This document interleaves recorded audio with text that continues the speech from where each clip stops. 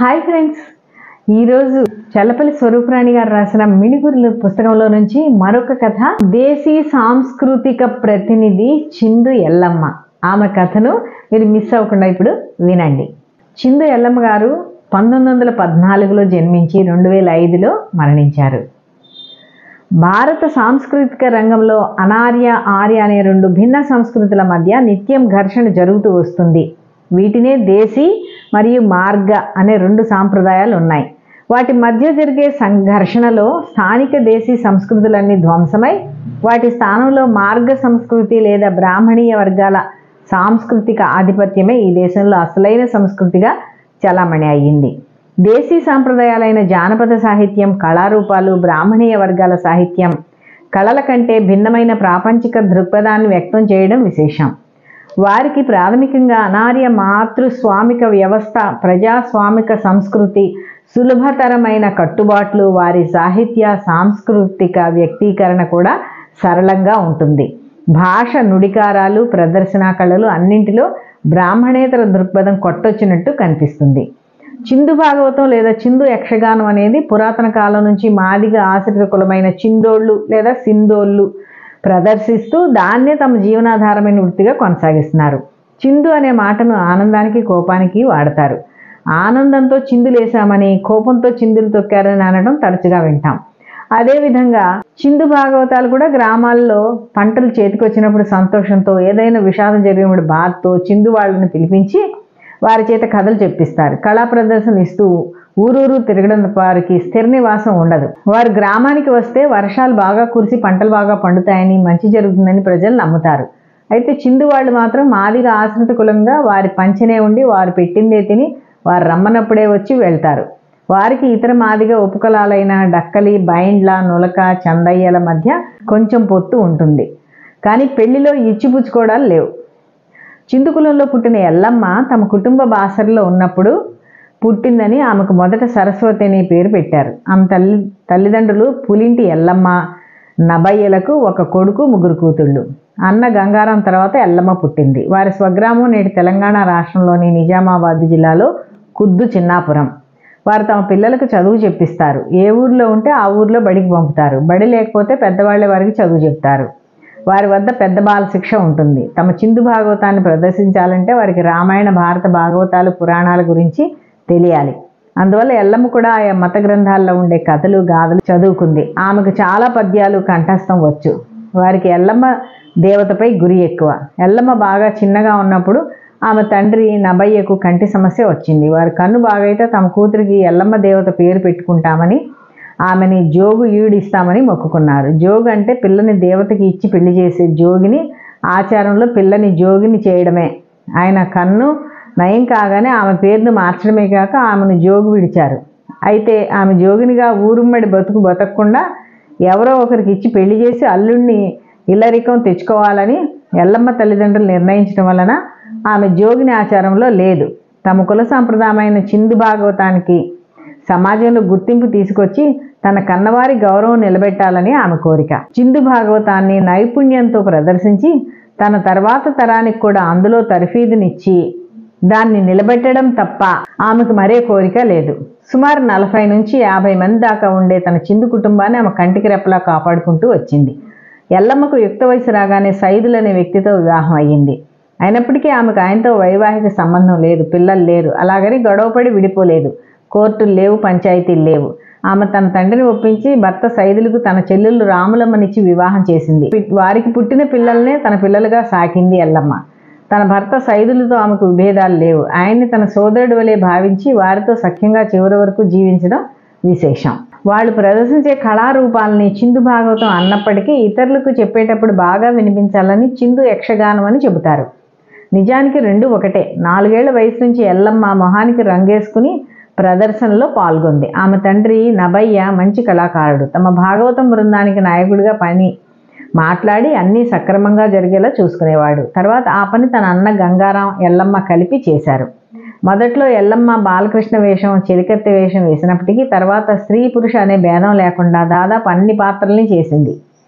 సారంగధరలో రత్నాంగి, బబ్రు వాహనాల్లో చిత్రాంగద, రామాయణం సుందరకాండలో సీత, సతీ సావిత్రిలో సావిత్రి, రుక్మాంగద చరిత్రలో రుక్మాంగద మహారాజు, మాంధాత చరిత్రలో మాంధాత, విప్రనారాయణ చరిత్రలో నారాయణమూర్తి, కుశల ఓపాఖ్యానంలో కుశలుడు, హనుమంత భేటీలో హనుమంతుడు, భక్త సిరియాల్లో చిరుతొండ మహారాజు, అల్లిరాణి కథలో అల్లిరాణి మొదలైన స్త్రీ పురుష పాత్రలో ఎల్లమ్మ నటన పలువురి ప్రశంసలకు పాత్రమైంది.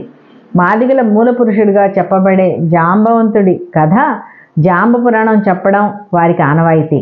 ఆమె నటనను చూసి ప్రముఖ నాట్యాచార్యుడు నటరాజ రామకృష్ణ ఎంతో ముచ్చటపడి ఆమెను అభినందిస్తూ వ్యాసం రాయడం విశేషం.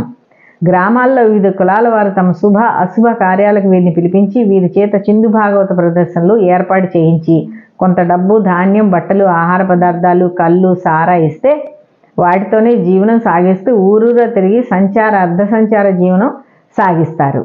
స్త్రీ పురుషులు ఇద్దరు ప్రదర్శనలు ఇచ్చేటప్పుడు మద్యం తీసుకుంటారు. గ్రామాల్లో ఇతర వృత్తుల వారికి ఇచ్చినట్టు నిరాశి, మాన్యాలు వీరికి ఇచ్చేవారు కాదు.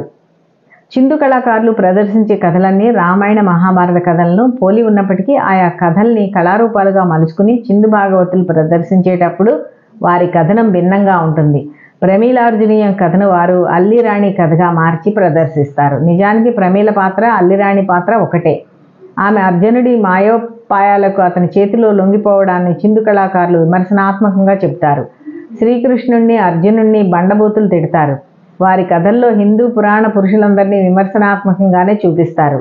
అలాగే స్త్రీ ప్రాధాన్యత వారి కథల్లో గమనించవచ్చు. మాదిగల మూల పురుషుడైన జాంబవంతుడు వివిధ కులాల పుట్టుకను వివరించే తీరు కూడా అనార్య దృక్పథాన్ని చాటుతుంది. అందుకే కొన్నిసార్లు ఆధిపత్య కులాల వారు తమ వారిని వ్యంగ్యంగా విమర్శిస్తూ చూపి జాంబవంతుడిని గొప్పగా చూపిస్తున్నారని చిందు భాగవతుల్ని, ఎల్లమ్మను నిష్ఠూరాలు ఆడేవారు. ఆమె వారికి ఏదో ఒకటి సర్ది చెప్పి శాంతింపచేసేది. అలాగే చిందు కళాకారుల భాషలో మొరటుదనం, బూతులు కూడా దొర్లుతాయని ఆడవాళ్లను చూడడానికి వెళ్ళనిచ్చేవారు కాదు. జానపద కళారూపాలన్నీ మొదట స్త్రీ ప్రధానంగా ఉన్నప్పటికీ ఎల్లమ్మ కాలం నాటి క్రమంగా పురుష ప్రధానంగా మారాయి. స్త్రీ పాత్రలు కూడా పురుషులే ప్రదర్శించడం ప్రారంభమైంది. దీనికి తోడు ఒకరి భార్యతో మరొకరు నటిస్తే తగవులు వస్తున్నాయని ఎవరి భార్యతో వారే నటించాలని నిర్ణయం అయింది. ఈ అంశంలో ఎల్లమ్మకు పురుషులతో ఎన్నోసార్లు గొడవ జరిగింది. ఆమెకుండే గుర్తింపు వల్ల ఆమె మాటను కాదనే పరిస్థితి లేకుండా అయ్యింది. అయినప్పటికీ స్త్రీలు ప్రదర్శనలో కనిపించకుండా తెర వెనక ఉండి తాళం వేయడం లేదా పురుషులు భాగవతం ఆడుతుంటే ఆడవాళ్లు కూలి పనికి వెళ్ళడం జరుగుతుంది. ప్రస్తుతం ఆడవాళ్లు భాగవతం పూర్తిగా మానేశారు. ఈ పరిస్థితిపై ఎల్లమ్మ తనదైన ధోరణిలో భిక్షం ఎత్తుకుని బతికే వారికి ఆడ మగ అనే తేడాలు ఎందుకు అని పురుషాధిపత్యం గురించి వ్యంగ్యంగా మాట్లాడేది. ఎల్లమ్మ క్రమంగా తన కళా నైపుణ్యం వల్ల చిందు ఎల్లమ్మగా గుర్తింపు పొందింది. భర్త, పిల్లలు అనేవి లేకుండా కళారంగానికి అంకితమై ఎంతో మంచి పేరు సంపాదించుకొని నిప్పులా బతికింది. అయినప్పటికీ ఆమెకు ఎన్నో చేదు అనుభవాలు ఎదురయ్యాయి. ఎల్లమ్మ యుక్త వయసులో ఉన్నప్పుడు తెలంగాణ రజాకారుల ఆగడాల యథేచ్ఛగా జరిగేవి. ఆమెకు ఇతర పురుషుల కంటే రజాకారుల ప్రవర్తన బాగా మనస్తాపాన్ని కలిగించింది. వారు ఆమె ప్రదర్శనలకు వచ్చి అసహ్యంగా మాట్లాడుతూ పూలదండలకు డబ్బులు గుచ్చి ఆమె పైకి విసిరేవారు. ఆ డబ్బు ఆమెకు తామిచ్చే బయానా అంటే అడ్వాన్స్ అని వెకిలిగా మాట్లాడి ఉర్దూలు అవాకులు చవాకులు పేలేవారు. ఆమెను పెళ్లి చేసుకుంటామని, ఉంచుకుంటామని అనేవారు. వారి వదరబోతు మాటలకు ఎల్లమ్మ చలించలేదు. పొట్టకూటి కోసం, తల్లిదండ్రులను బతికించడం కోసం తాను కష్టించి కళను జనంలోకి తీసుకెళ్లడం తప్ప ఆకర్షణ ప్రలోభాలకు లొంగేదాన్ని కాదని, కళను నమ్ముకుని తన వృత్తి విద్యను కొనసాగిస్తున్నానని వారికి ధీటుగా సమాధానం చెప్పింది. ఎల్లమ్మ సమాజంలో అసమానతలు సమసిపోవాలని కలలు కన్నది. స్త్రీ స్వేచ్ఛ గురించి ఆమెకు ఎన్నో అభ్యుదయ భావాలున్నాయి. జోగిని ఆచారంలో ఉండే దుర్మార్గాన్ని తీవ్రంగా ఖండించేది. ఆమెకు తండ్రి జోగు ఇడిసినప్పటికీ ఆమె జోగినిగా ఒక్కరోజు కూడా జీవించాలని అనుకోలేదు. అన్నింటికన్నా ఆమెకు ఆత్మగౌరవం ముఖ్యం అనుకునేది. సబ్బండ కులాలు అన్నదమ్ముల్లా ఉండాలని, అంతరాలు లేని సమాజం ఎప్పుడొస్తుందా అని ఎదురు చూసేది. ఎల్లమ్మ ఏ ఊరు వెళ్ళినా అందరితో కలుపుగోలుగా వరసలు పెట్టి పిలిచి అందరికీ తలలో నాలుకలా ఉండేది. ఆమెకు నటరాజ రామకృష్ణ ద్వారా ప్రభుత్వపరమైన గుర్తింపు, గౌరవాలు దక్కాయి. చెంచులక్ష్మి పాత్రలో ఆమె అభినయాన్ని చూసి మెచ్చుకున్న నటరాజ రామకృష్ణ ఆమెను ఖరీదైన శాల్వా కప్పి గౌరవించారు. తర్వాత ఆమెకు నాటక అకాడమీలో సభ్యత్వం, హంస అవార్డు, కళారత్న అవార్డు 2004లో వైఎస్ రాజశేఖర రెడ్డి ఉమ్మడి ఆంధ్రప్రదేశ్కు ముఖ్యమంత్రిగా ఉన్నప్పుడు రాజీవ్ గాంధీ ప్రతిభా పురస్కారం ప్రభుత్వం నుంచి లభించాయి. ఎన్టీ రామారావు ముఖ్యమంత్రిగా ఉన్నప్పుడు ఎల్లమ్మ బృందాన్ని ఢిల్లీ తీసుకెళ్లి అక్కడ అప్పా ఉత్సవ్లో వారి చేత ప్రదర్శన ఇప్పించారు. రాజీవ్ గాంధీ అప్పటి ప్రధానమంత్రి. అప్పా ఉత్సవ్కి రష్యా అధ్యక్షుడు గోర్బచేవ్ దంపతుల అతిథులుగా హాజరై వారు ప్రదర్శించిన చెంచులక్ష్మి నాటకాన్ని చూసి సంతోషించి రష్యాకు ఆహ్వానించారు. ఈ లోపల రాజీవ్ గాంధీ హత్యకు గురవ్వడంతో ఎల్లమ్మ బృందం రష్యా పర్యటన ఆగిపోయింది.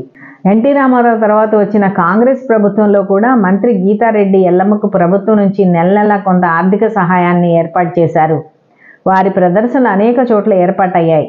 హైదరాబాద్ రవీంద్ర భారతిలో, మేడారం సక్కమ్మ సారక్క జాతరలో, ఢిల్లీలో రిపబ్లిక్ దినోత్సవంలో, బీహార్లో ప్రదర్శనలు ఇచ్చే అవకాశం వచ్చింది. ప్రభుత్వం నుంచి ఎల్లమ్మ కుటుంబానికి కొంత వ్యవసాయ భూమి కూడా లభించింది. తెలంగాణలో నిజామాబాద్ నుంచి బోధన వెళ్లే రోడ్డుకు ఎల్లమ్మ రోడ్డు అని నామకరణం చేయడం ఆమెకున్న పేరు ప్రతిష్టలకు తార్కాణం. చిందు భాగవతానికి అంతర్జాతీయ ఖ్యాతిని, గుర్తింపును తీసుకొచ్చింది. ఆమె బృందానికి ఎల్లమ్మ వలస మంచి ఆదరణ చేకూరింది. ఆమె ముందు నుంచి ఆశించినట్టే తన కళారూపం ద్వారా తన కుటుంబానికి, చిందు జాతికి గౌరవం తీసుకురావాలన్న ఆశయం నెరవేరింది. ఆమెకు సామూహిక జీవనం తప్ప వ్యక్తిగత జీవితం లేదు. తను నమ్మిన కళనే జీవితం అనుకుంది. సుమారు 50 ఏళ్లకు పైగా ఆమె చిందు భాగవత కళను ప్రదర్శిస్తూ వచ్చింది.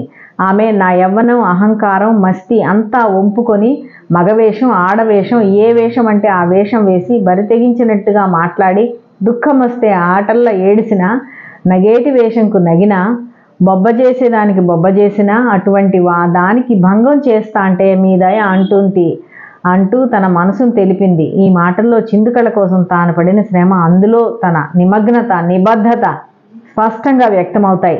చిందు ఎల్లమ్మ ఆత్మకథ నేను చిందుల ఎల్లమ్మను అనే పేరున 2005లో పుస్తక రూపంలో వచ్చినాక కొద్ది కాలానికి ఎల్లమ్మ మృతి చెందింది. ఉస్మానియా విశ్వవిద్యాలయం ప్రొఫెసర్ డాక్టర్ కె ముత్యం ఆమె నోటి నుంచి విని ఆమె కథను ఆమె మాటల్లోనే గ్రంథస్థం చేయడం విశేషం. ఆ పుస్తకం కేవలం చిందు ఎల్లమ్మ కథ మాత్రమే కాదు, చిందు భాగవతం ఆత్మకథ అని డాక్టర్ ముత్యం పేర్కొనడం ఎల్లమ్మ, చిందు కళ రెండూ వేరు కాదని చెప్పడమే. చిందు అనే ప్రాచీన అనార్య దేశీ కళారూపాన్ని నిలబెట్టిన చిందుల ఎల్లమ్మ దేశీ సంస్కృతికి ప్రతినిధి. ఆ కళలాగే ఆమె కూడా ప్రజల జ్ఞాపకాల్లో చిరంజీవిగానే ఉండిపోయారు. విన్నారు కదండి, మనకు తెలియకుండా ఎంతోమంది మిణుగురుల్లా నిజంగా మెరుపుల్ని కలిగించి ప్రపంచానికి తమ వెలుగుల్ని పంచిన ఒక అద్భుత మహిళలు. అందులో ఒక మహిళ మన చిందు ఎల్లమ్మ గారు. ఈ వీడియో మీకు నచ్చితే లైక్ చేయండి, కామెంట్ చేయండి, సబ్స్క్రైబ్ చేయడం మర్చిపోకండి. మీ ఫ్రెండ్స్కి కూడా షేర్ చేయండి. మళ్ళీ కొత్త వీడియోతో కలుస్తాను. అంతవరకు సెలవు.